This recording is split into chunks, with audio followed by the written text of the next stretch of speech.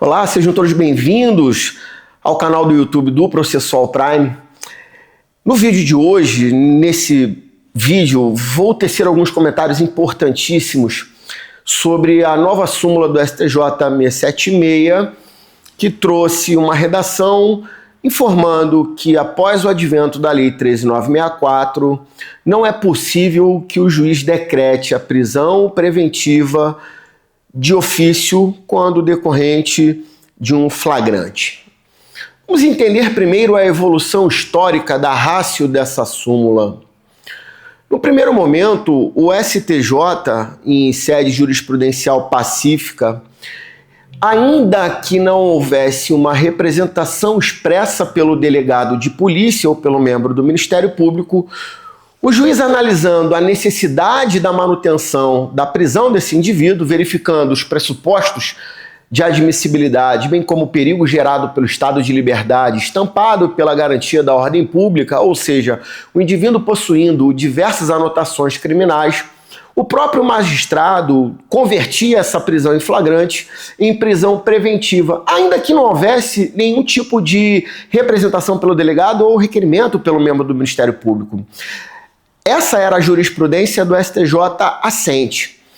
E o STJ se debruçava pouco sobre o assunto em sua fundamentação, analisava apenas a hipótese de necessidade.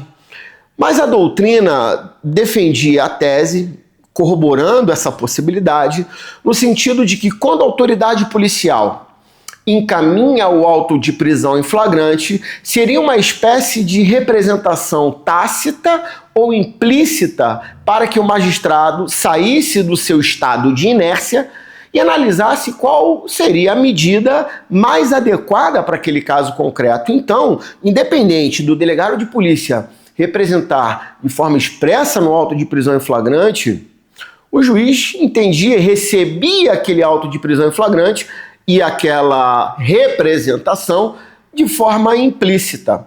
E assim foi durante muitos anos. Ocorre que o advento da Lei 13.964 retirou do magistrado a sua atuação oficiosa na gestão probatória, bem como na decretação de medidas cautelares de natureza pessoal. Tanto isso é verdade que o 282 foi alterado. O próprio artigo 311, quando inicia o capítulo da prisão preventiva, suprimiu a expressão de ofício no curso do processo, ou seja, a antiga redação, antes da Lei 13.964, dava ao juiz a possibilidade dele decretar uma prisão preventiva de ofício no curso do processo. O que acontece? A Lei 13.964 suprimiu essa expressão. Então, hoje, tanto a doutrina de forma majoritária, bem como a jurisprudência dos tribunais superiores, inclusive do próprio STJ, entendem que não é mais possível que o magistrado converta essa prisão em flagrante, em prisão preventiva, caso não haja um pedido expresso pelo Ministério Público ou uma representação expressa pelo delegado de polícia, sob pena de subverter a imparcialidade e subverter o sistema acusatório. Mas a súmula disse, numa prisão decorrente de um flagrante, ele não pode mais converter. A discussão não vai parar por aí. Por quê, Thiago? Vamos lá. Hoje, tanto o Supremo quanto o STJ possuem um dissídio, uma divergência na jurisprudência no seguinte sentido: caso a autoridade policial represente por uma medida cautelar menos gravosa, por exemplo, uma monitoração eletrônica, será que é possível que o juiz decrete uma cautelar máxima, por exemplo, a prisão preventiva? Ora, se ele já foi provocado, uma primeira corrente defende, em homenagem ao princípio da fungibilidade, O delegado de polícia já teria representado por uma medida cautelar e o juiz, analisando a necessidade, a adequação e a proporcionalidade da medida, ele pode verificar qual é a medida constritiva de liberdade mais adequada para o caso concreto. Essa é uma primeira posição trazida da doutrina. Um segundo posicionamento é pela impossibilidade. Nesse sentido, o professor Aurí Lopes Júnior. Ora, se o delegado de polícia representou por uma medida cautelar menos gravosa, não pode o magistrado pegar uma medida mais gravosa e prender aquele indivíduo de forma preventiva, que seria uma atuação oficiosa travestida, em apertada síntese. Mas o que diz o STJ e o Supremo sobre o assunto, Tiago? Aqui uma ampla divergência.